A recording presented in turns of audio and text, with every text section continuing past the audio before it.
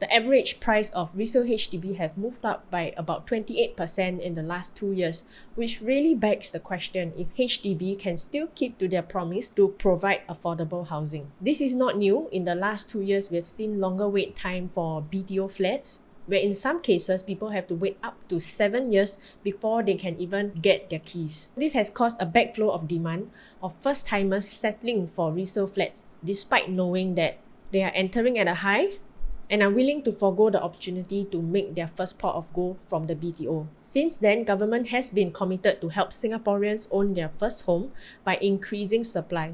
HDB for giving me a BTO queue number! Launching up to 23,000 flats in 2022 and 2023, and are also prepared to launch up to 100,000 flats from 2021 to 2025. When we look back to 2013, you will realize that HDB prices actually reached its peak and started to stagnate, and maybe not just stagnate, but even have a negative growth for the longest time. And if not for the tail end event that no one could have predicted, would prices have gone up? I highly doubt so. To study when's the best time to sell your HDB flat, I will be using fresh MOP flats in Punggol in the last 10 years, meaning those flats that have reached its 5-year mark in 2012 to 2022. Why I chose Punggol is also because there are a lot of BTO flats in Punggol in the last 10 years, and there will be another 12,000 BTO flats that will MOP in 2022 to 2027. So with more data points, this will give us a better read on how the market is actually moving.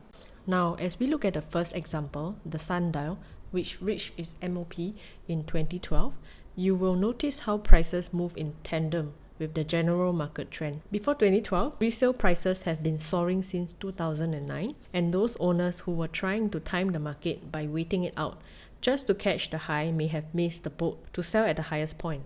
After that, prices fell and stayed low until 2020. And if we were to zoom into the last few months in 2022, you will also see prices starting to fall. This could very well be the effects of increasing supply and the shortening of BTO wait time.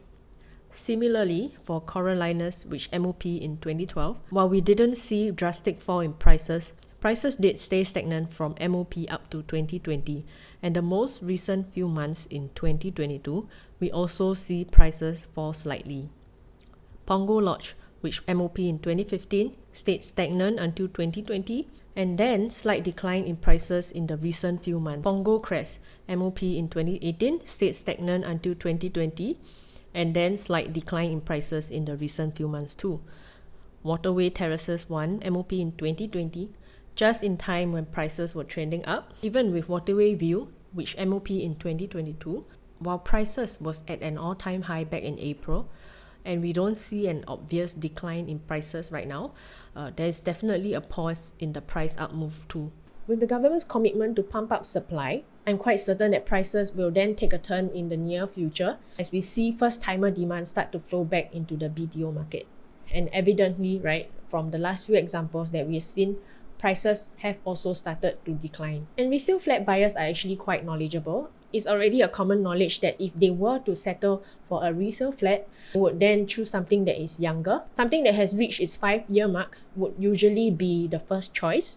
And this is in hope that their flat purchase would continue to hold its value over time. So every year added to your 5-year-old flat would also mean that there's increased competition, making your BTO flat look less sexy as compared to other alternatives. To help you visualize better when the best time to sell is, I will be using a case study of my client. And the main point of this case study is to help you see the thought process that comes behind the choices that we have made. Here's the client profile. For privacy reasons, we wouldn't share the exact details of their name and addresses. They are a married couple in their late 30s with 3 kids, 20k combined income, and sold their pre-MOP 4-room flat in 2021 at 1.03M. So from the get-go, the goal was clear. They have outgrown their current unit and wants to end up in a landed property eventually. As we had spotted the market gap in the resale condo in CCR, where price gap between the OCR and CCR was narrower than ever.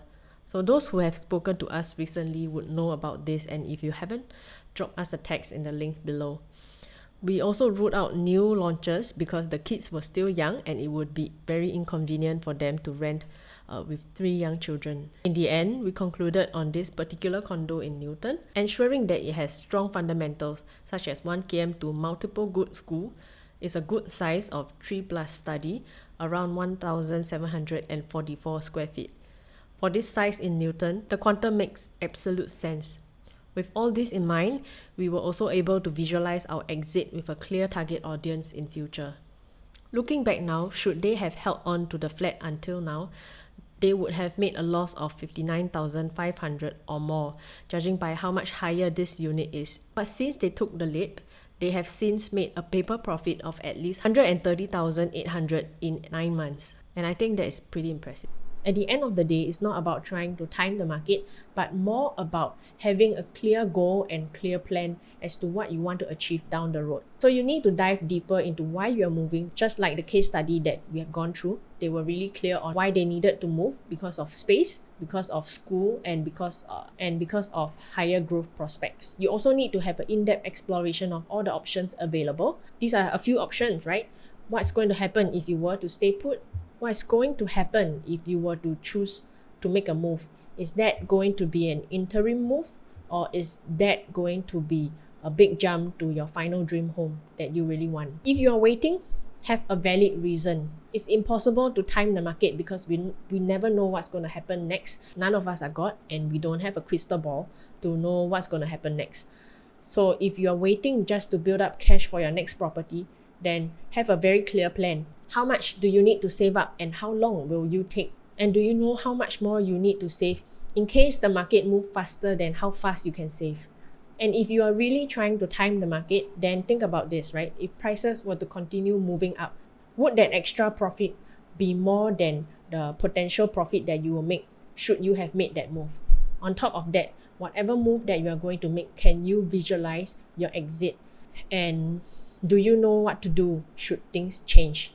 If all these steps that I've shared with you is something that you like to gain clarity on, drop me a text. I'll be happy to assist you. If you're still here, thank you so much for watching. If you have found this video useful, do drop a like and subscribe to this channel. And as always, if your property plan is not stress-free, you might be doing it wrong.